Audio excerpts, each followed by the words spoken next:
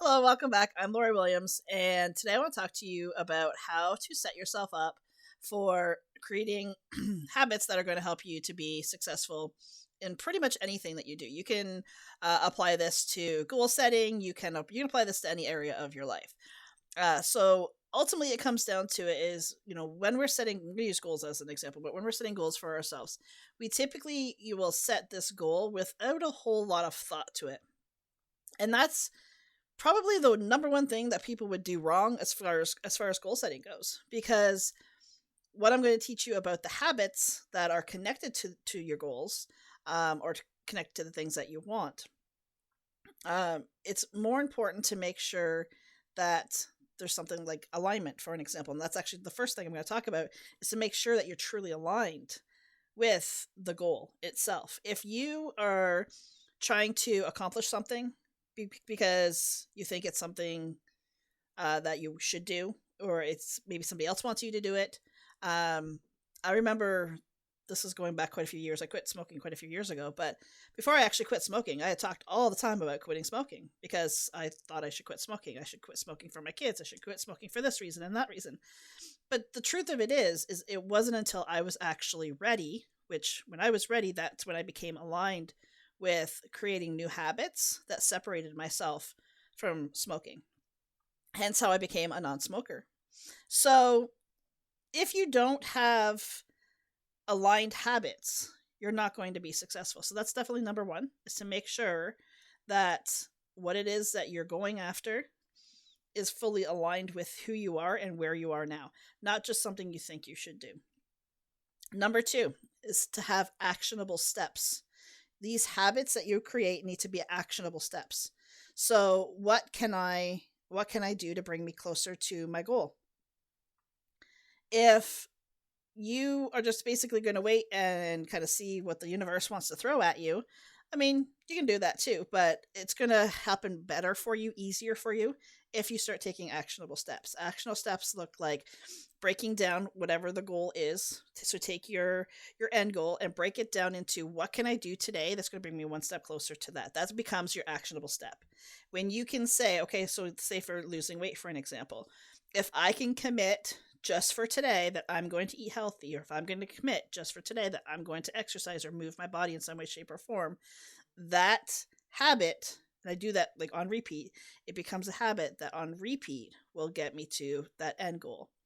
You're not going to lose weight by sitting on the couch watching TV and not being active, and not, you got to get in the game, so to speak. You have to do those actionable steps. The third thing is making sure that you're not too rigid on yourself. Far too often, we approach what we want, our desires, our goals, from a perspective of all or nothing. I either have it or I don't, and there's nothing in between.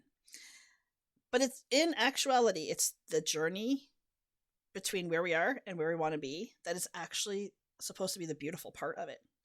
But because we tend to be all or nothing thinkers, we tend to not necessarily enjoy the journey. We don't enjoy the ride at all.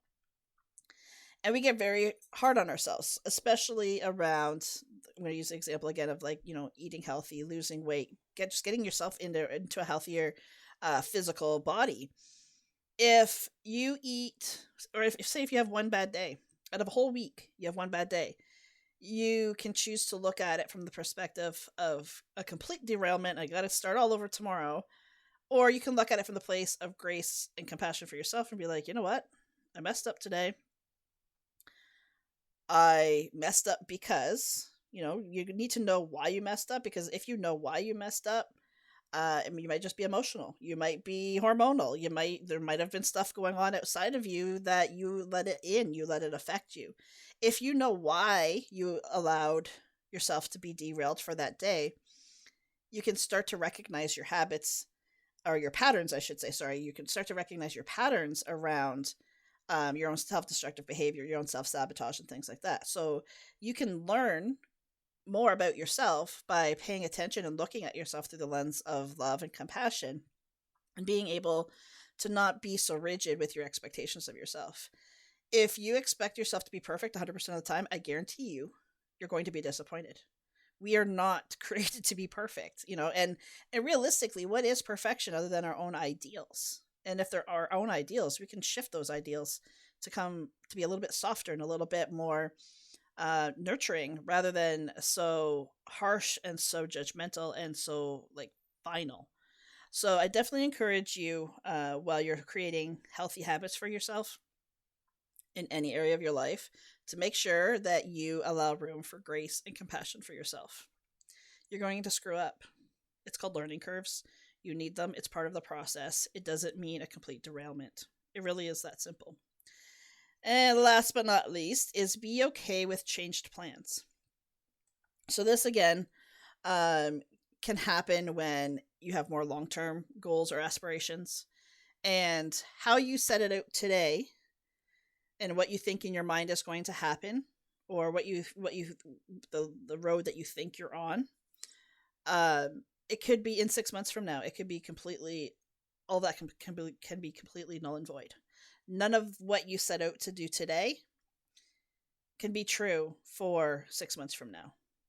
So let's say, for an example, if you have a goal of buying a home, I'm going to just say buying a home. Let's say you have this goal of buying a home. You've got your actionable steps, you're saving money, you are doing all the things that you can do, and then all of a sudden 6 months from now, you're like, I'm in a place where I've got this money saved. I have, like, my credit is good. I have everything that I need is in place. But for some reason now, there's no houses for me to buy. Maybe it's not a buyer's market. But even though you had set this goal to own this house in 6 months, 6 months from now, things may fall apart that you don't own a house.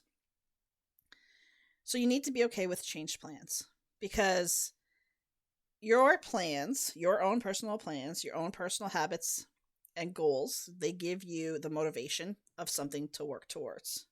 But it's not just you at work here. You're just a co-creator. So there could be an insanely amazing reason of why 6 months after, like 6 months after you plan to buy a house and you still don't have a house, that could be a redirection, because maybe you're living in, or you're looking in the wrong area. Maybe you are meant to, in the next year, you're going to meet the person that you're destined to be with for the rest of your life, and you're going to end up having to move away. And not owning a house makes it easier for you to do that. You have nothing to hold you back. You can just pick up and go and move. Or maybe the universe is kind of guarding you from paying $600,000 for a home, and then in the year and a half the market kind of falls out and you get that same home for $200,000. So be okay with changed plans. Your plans aren't necessarily the only plan. Like I said, you're a co-creator in your life. So be okay with changed plans. It's not a stop, it's a redirection. And the sooner that you can really embrace the redirection of your life, the easier it becomes, because we don't put resistance towards it. There just becomes a lot easier and a lot more natural. So I hope these 4 tips have helped you to be able to set yourself up by creating manageable and sustainable goals or habits in order for you to help you to create the goals and the life that you are completely passionate to live. Because at the end of the day, that is what's truly important, is that you are so passionate and you're living your best life. And I hope this helps you to get there. Thank you so much for joining me today. I'll see you back here next time. Until then, take care. Bye for now.